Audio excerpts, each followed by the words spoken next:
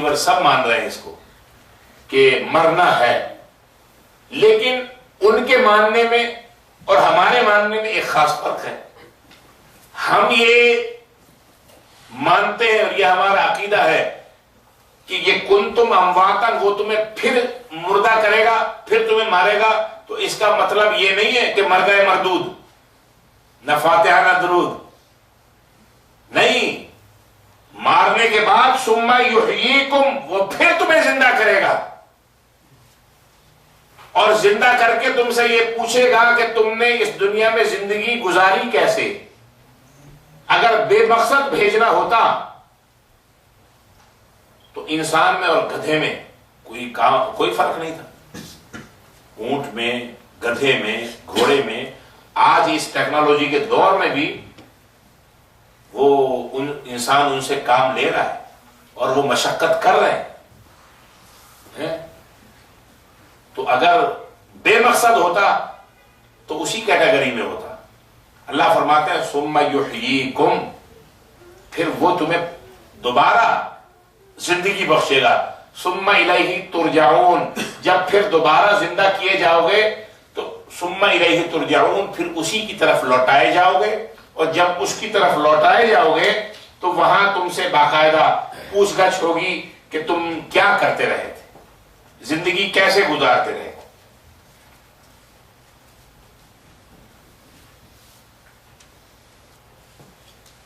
یہ آیت کے شروع میں کیف تکفرون باللہ، تم اللہ کا کفر کیسے کر سکتے ہو۔ حضور علیہ الصلوۃ والسلام نے خطبہ حجۃ الوداع کے موقع پر صحابہ سے فرمایا تھا لا ترجعوا بعدی کفارا یضرب بعضکم رقاب بعض، میرے بعد کافر نہ بن جانا، کیف تکفرون باللہ، میرے بعد کافر نہ بن جانا کہ ایک دوسرے کی گردنیں مارنے لگو۔ هو الذی خلق لکم ما فی الارض جمیعا، هو الذی، وہ ذات ہے، اللہ وہ ذات ہے، خلق لکم، تمہارے لیے پیدا کیے، ما فی الارض جمیعا، تمہارے لیے پیدا کیا، ما فی الارض جمیعا، جو کچھ زمین میں ہے سب کا سب۔ بھائی زمین بھی انسان کے لیے ہے اور آسمان بھی انسان کے لیے، لیکن نسبت اللہ تبارک و تعالی نے زمین کے ساتھ لگائی کہ خلق لکم ما فی الارض جمیعا، اس نے تمہارے لیے پیدا کیا زمین میں جو کچھ ہے سب، چونکہ انسان زمین کے اوپر رہ رہا ہے، زمین سے زیادہ فوائد حاصل کر رہا ہے، آسمان سے فی نفس ہی براہ راست انسان کو کوئی فائدہ نہیں ہے۔ بارش آسمان سے نہیں ہے، بلکہ جو کہا جاتا ہے کہ آسمان سے بارش ہے وہ چونکہ اونچائی سے آتی ہے، اس لحاظ میں اس تعلق میں کہا جاتا ہے آسمان سے بارش ہوئی، اونچائی کی بنیاد پہ۔ جیسے ہم کہتے ہیں او ہو اتنی بڑی بلڈنگ، یہ تو آسمان سے باتیں کر رہی، حالانکہ وہ آسمان سے باتیں نہیں کر رہی ہوتی۔ یہ ایک محاورے کے طور پہ کہا جاتا ہے، اور قرآن بھی اس کو استعمال کرتا ہے کہ آسمان سے پانی برسایا۔ آسمان سے پانی برسانے سے مراد یہ ہے پانی تو بادل برساتے ہیں، لیکن وہ چونکہ بہت اونچائی سے آتا ہے اس لیے اس کو استعارے کے طور پہ میٹافوریکلی یہ کہا جاتا ہے کہ آسمان سے بارش ہو رہی ہے۔ تو اللہ فرماتے ہیں تمہارے لیے جو کچھ زمین میں ہے سب کے سب ہم نے تمہارے لیے ہی پیدا کیا۔ زمین سے انسان کیا کچھ نہیں نکال رہا ہے، ہر روز جس دن سے انسان وجود میں آیا زمین کا سینہ چیر رہا ہے، جس کی جیسی استطاعت ہے۔ کوئی تھوڑا سا اس کو کھود کے اپنے بیک یارڈ میں سبزی لگا رہا ہے، وہ بھی زمین کو کھود رہا ہے، اور کوئی اس کو اور چیر کے اس میں سے جو ہے گیس اور آئل نکال رہا ہے، وہ بھی زمین کو ہی چیر رہا ہے۔ اور مکان بنانے کے لیے اور مسجد بنانے کے لیے جو ڈائنامائٹ لگا کے راک پھوڑ رہا ہے اور زمین کو کھود رہا ہے، وہ بھی اپنے مقصد کے لیے اس کو استعمال کر رہا ہے۔ تو سب سے زیادہ منافع اور فائدے انسان زمین سے اٹھا رہا ہے اور زمین پہ رہتا ہے، اور پھر اس کو ایک دن اسی زمین کے اندر واپس لوٹ کے جانا ہے۔ اسی لیے اللہ تبارک و تعالی نے یہ فرما دیا کہ تمہارے لیے ہی پیدا کی ہے جو کچھ زمین کے اندر ہے، ہر چیز تمہارے لیے پیدا کی ہے، غذا، لباس، مکان، آرائش، زیبائش، انسان کی تمام ضرورتیں زمین سے پوری ہو رہی ہیں۔ اور بعض چیزیں ایسی بھی ہیں کہ جو مضرت والی ہیں، نقصان پہنچانے والی ہیں، لیکن اس کے اندر بھی کوئی فوائد ہیں، کچھ انسان نے معلوم کر لیے، ابھی تک معلوم نہیں کیے۔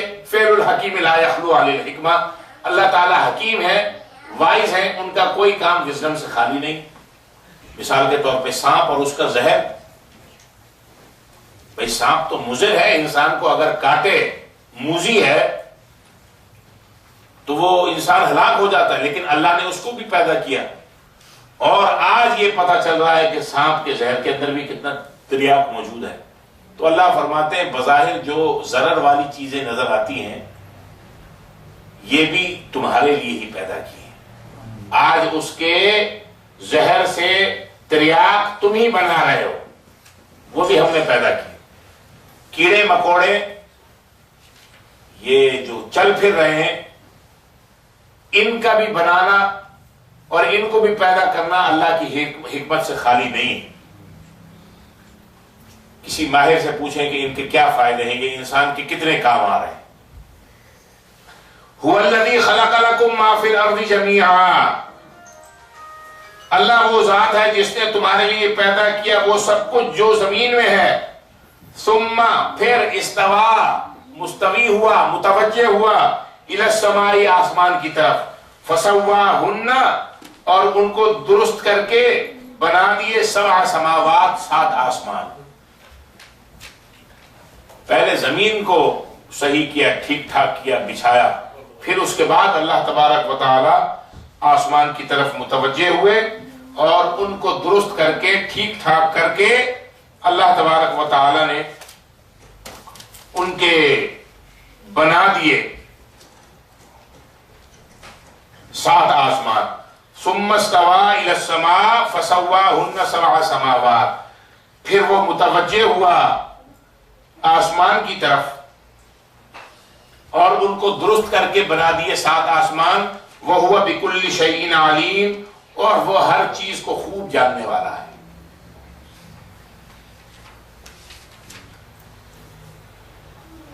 كَيْفَ تَكْفُرُونَ بِاللَّهِ وَكُنْتُمْ أَمْوَاتًا فَأَحْيَاكُمْ ثُمَّ يُمِيتُكُمْ ثُمَّ يُحْيِيكُمْ ثُمَّ إِلَيْهِ تُرْجَعُونَ۔